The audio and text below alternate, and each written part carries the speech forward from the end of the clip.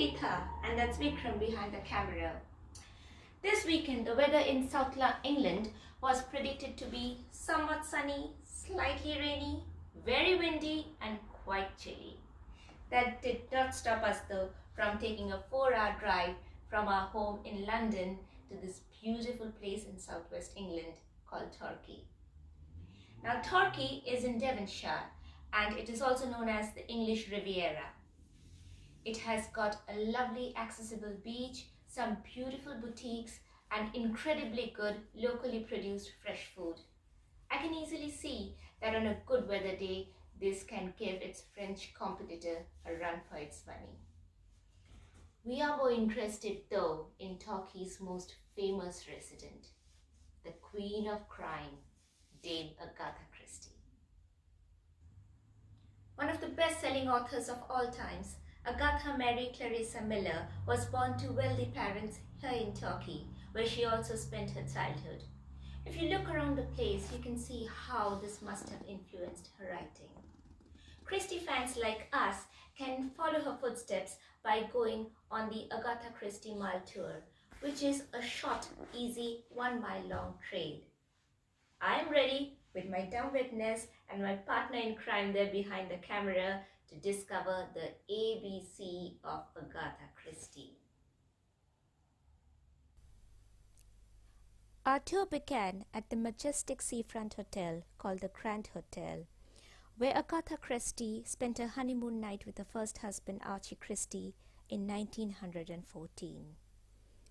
We stayed at the same hotel and were thoroughly impressed with its classical Victorian decor, its cleanliness, and most of all, the professionalism and warm hospitality of its staff.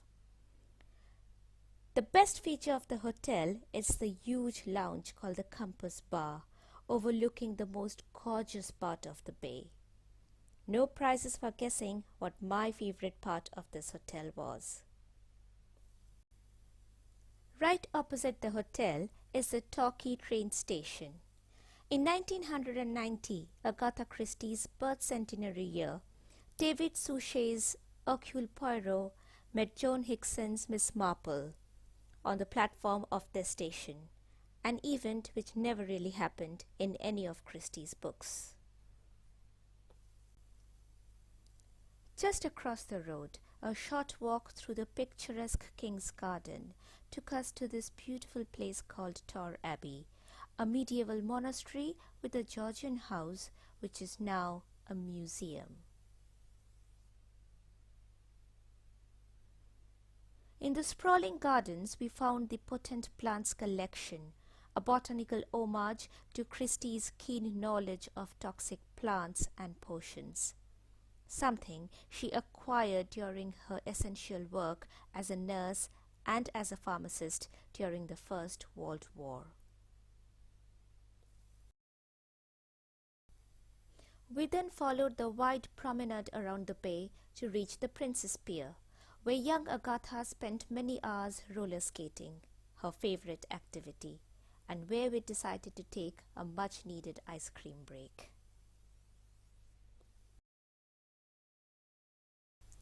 Next to the pier and the theatre is the Princess Gardens, a lovely little place with fountain, ornamental flower beds and palm trees which featured in the ABC murders. Next to the pavilion where Archie had proposed to Agatha, we walked to find the bust of the novelist, only to find it bust. But don't worry folks, it has just gone in for some TLC and will be back soon. We kept walking along the marina, crossing the newly constructed Millennium Bridge, which is shaped like the sail of a ship.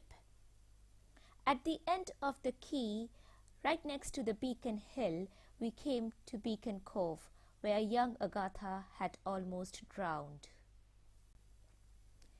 On the hill, we also found the Royal Torbay Yacht Club, where Agatha's father, Frederick Miller, would come to play cards. When he was not at the cricket club, that is. We now left the coastline to visit the Torquay Museum, which has an impressive Agatha Christie gallery.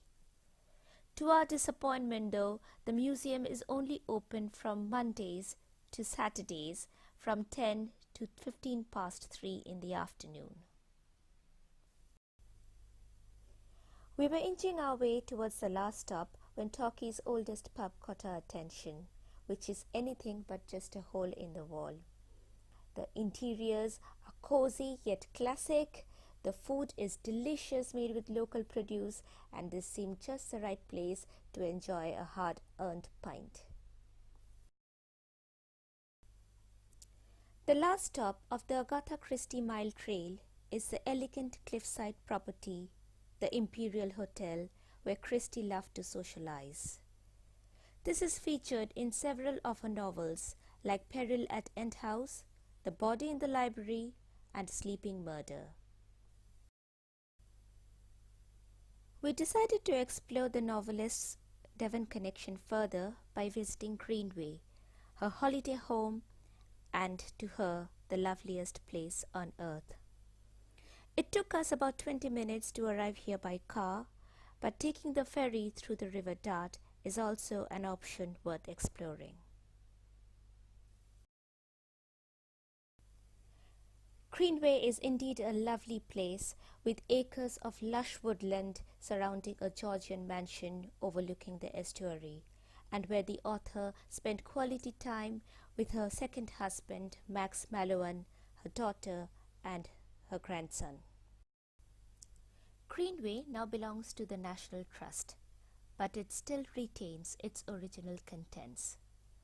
The family of the author were great collectors, and the house is filled with hundreds and thousands of precious items, from china to books, from silver to timepieces.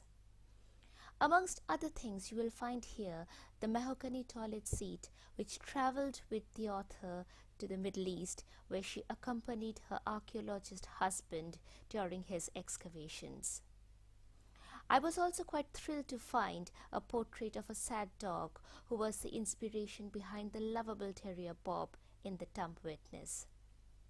The ITV production Dead Man's Folly, starring our absolute favorite David Suchet, was also filmed here. Hi guys, so this brings us to the end of our trip.